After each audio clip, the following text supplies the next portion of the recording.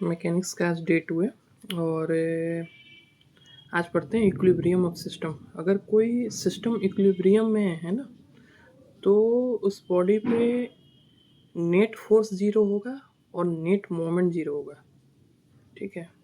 और इक्विलिब्रियम रहने के लिए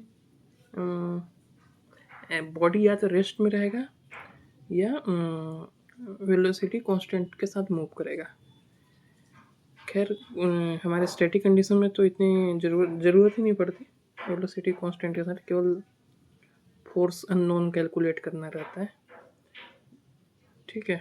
तो इसी को केवल इक्विलिब्रियम बेसिकली क्या होता है ना कि हमको कन्फ्यूज़न ये होता है कि जब बॉडी पे two equal and opposite force act कर रहा है तो हमें क्या लगता है कि दो equal and opposite force act कर रहा है और कोलिनियर नहीं है।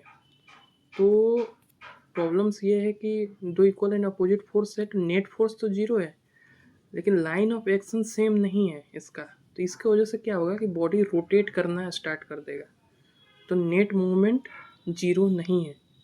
तो हम उसको नहीं बोलेंगे कि इक्विलिब्रियम ऑफ सिस्टम मेंटेन कर रहा है बॉडी, ठीक है। जैसे मान लेते हैं कि कोई बॉडी है,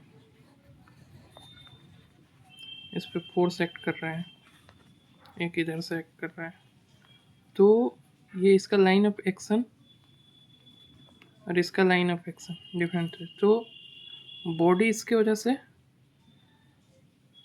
मोमेंट प्रोड्यूस करेगा, ठीक है ना। मतलब कपल, ये दोनों कपल प्रोड्यूस करता है। तो हम ये नहीं बोल सकते कि दो इक्वल अपोजिट फोर्स एक्ट कर रहा है तो बॉडी नेट फोर्स जीरो होगा, तो कि बॉडी रेस्ट में ही है, मतलब बॉडी रेस्ट में ही है और इक्विलिब्रियम में ही है, ठीक है। इसके बाद एक न्यूमेरिकल करा इस पे कि एक स्ट्रिंग है, मतलब एक बॉक्स है जो लटका हुआ है तीन स्ट्रिंग से। एक स्ट्रिंग यहाँ पे है और एक स्ट्रिंग ये है और एक स्ट्रिंग ये है। इसका मास है 4 kg। तो पहले हमने बॉक्स को सेपरेट कर लिया। अब बॉक्स पे क्या है, एक स्ट्रिंग T3 तीसरा वाला स्ट्रिंग लग रहा है, तो इस पे T3 और ये mg ये बैलेंस करेगा। तो मास था 4 kg, तो m इंटू जी 9.81, ये 39.24 आ गया।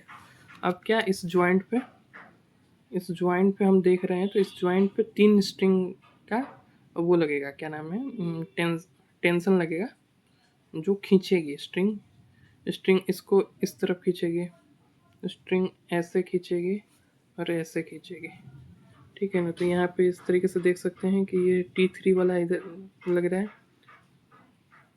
T3 नहीं, ये T1 वाला है, ये T1 वाला है, ये T3, तो यहाँ कैलकुलेट किया हूँ। तो ये T1 अब कंपोनेंट में तोड़ दिए, तो T1 cos 60 और ये T1 sin 60, तो यहाँ से बैलेंस किए तो T1 sin 60 equal to T3 और T2 equal to T cos 60। फिर हम कैलकुलेट करेंगे तो ये आ जाएगा।